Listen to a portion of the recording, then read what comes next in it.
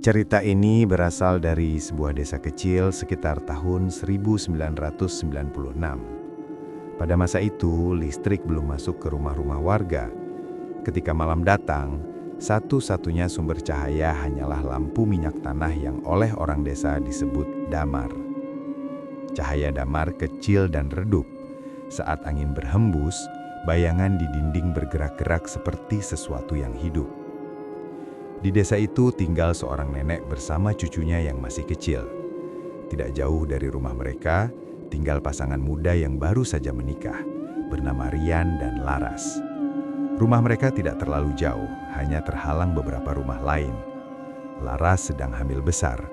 Usia kandungannya sudah lebih dari 8 bulan. Ia dikenal ramah oleh para tetangga. Kadang ia datang ke rumah sang nenek hanya untuk bermain dengan cucunya.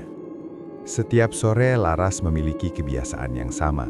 Ia selalu pergi ke warung kecil di ujung jalan. Kadang membeli telur, kadang membeli kebutuhan dapur untuk suaminya. Namun ada satu hal yang sering membuat para tetangga khawatir.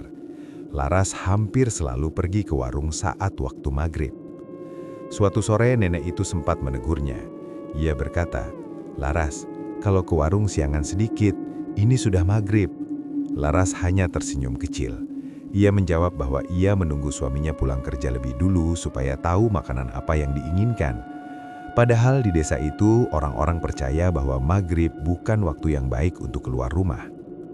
Di sekitar rumah mereka masih banyak pohon bambu, tanah kosong dan rumput tinggi yang tampak gelap saat malam tiba.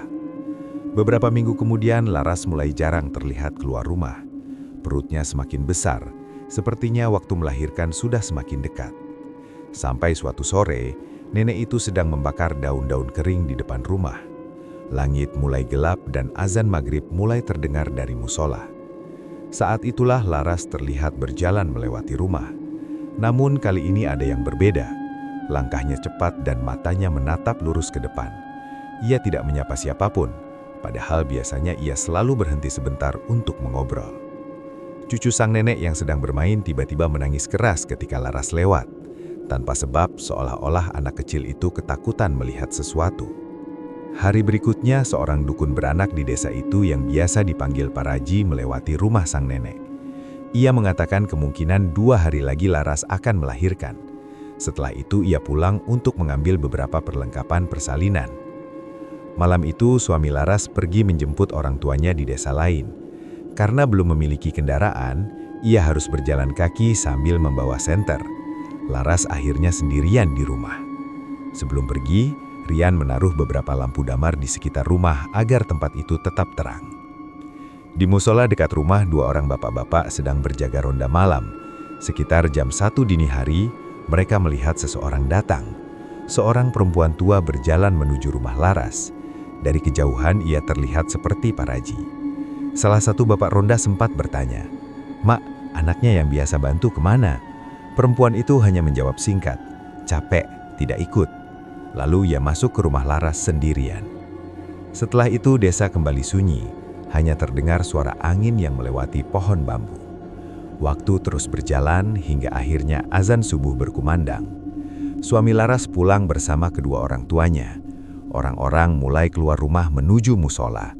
Namun tidak lama setelah sholat selesai, Rian datang dengan wajah panik dan memanggil beberapa tetangga. Ketika mereka masuk ke rumah Laras, pemandangan aneh langsung terlihat. Laras sudah melahirkan, namun bukan di tempat tidur. Ia melahirkan di bawah ranjang. Tubuhnya gemetar dan wajahnya pucat. Di sampingnya terdapat bayi yang baru lahir. Ketika ditanya apa yang terjadi, Laras berkata dengan suara lemah bahwa tadi malam ada seseorang datang dengan wajah menyeramkan. Orang itu mengatakan ingin membantu proses persalinannya. Semua orang di dalam rumah langsung saling menatap, karena pada saat itu, Paraji yang sebenarnya baru saja datang. Ia terlihat kebingungan dan mengatakan bahwa ia memang berniat datang sekitar jam 10 malam untuk menemani Laras. Namun ia tertidur di rumah dan baru bisa datang pagi itu. Mendengar hal itu, salah satu bapak ronda langsung pucat. Ia bersumpah bahwa tadi malam, ia jelas melihat Paraji masuk ke rumah Laras sendirian. Suasana rumah langsung berubah dingin. Semua orang merinding. Karena jika Paraji yang asli baru datang sekarang, lalu siapa yang masuk ke rumah Laras tadi malam? Beberapa hari setelah kejadian itu, Laras mulai sering sakit. Tubuhnya semakin lemah sampai akhirnya ia meninggal dunia. Beberapa minggu kemudian, bayinya juga menyusul. Sejak saat itu, banyak hal aneh mulai terjadi di sekitar rumah itu. Lampu damar di depan rumah sering padam sendiri saat maghrib. Anehnya, rumah Laras selalu terlihat lebih gelap dibanding rumah lain. Beberapa warga bahkan mengaku pernah melihat seorang perempuan berdiri di depan rumah itu. Ia memakai daster, dengan perut besar seperti orang hamil, menatap kosong ke arah jalan. Beberapa waktu kemudian, Rian pergi merantau dan tidak pernah kembali. Rumah itu akhirnya menjadi tanah kosong.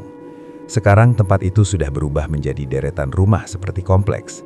Namun orang-orang tua di desa itu masih sering berbisik tentang satu hal, bahwa terkadang saat sore menjelang maghrib, masih ada yang melihat seorang perempuan hamil berjalan perlahan di jalan itu, memakai daster lusuh dengan langkah yang sangat pelan.